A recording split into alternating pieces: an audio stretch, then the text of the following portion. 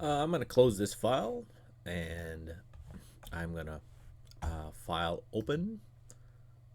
In fact, no, I'm just going to go to my folder here and I'm going to open up another JPEG. It doesn't matter which one, just pick one. Yeah. Right click, open with Photoshop. I'm going to reset my workspace to essentials and reset essentials. So we're back to this. You might want to do the same so that everything looks the same, looks similar. All right. So history panel. There it is. I just opened the file and command minus, zoom out a little bit. So often you're asked to crop photos to a different size or a different shape. So right now it's rectangular. So let's use the crop tool. So over here in your list of tools is the crop tool. It's the fifth one down, or type of C for crop, right?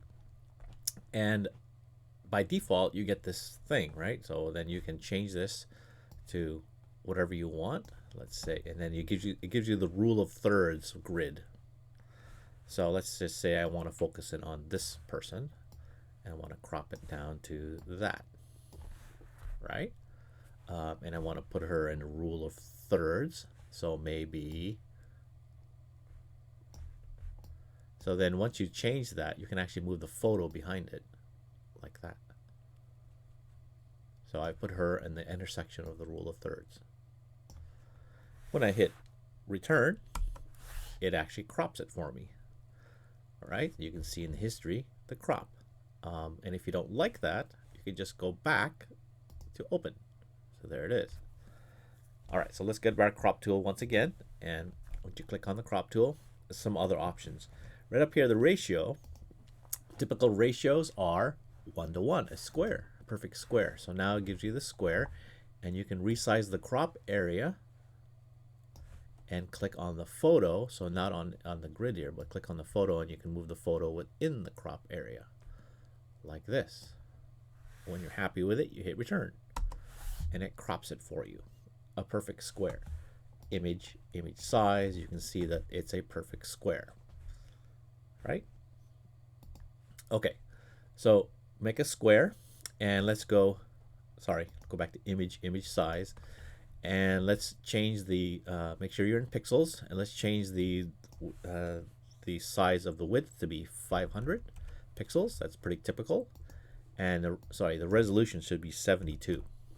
Okay, so notice that if you change 72, it changes the width and height. So typically you want to change the resolution first.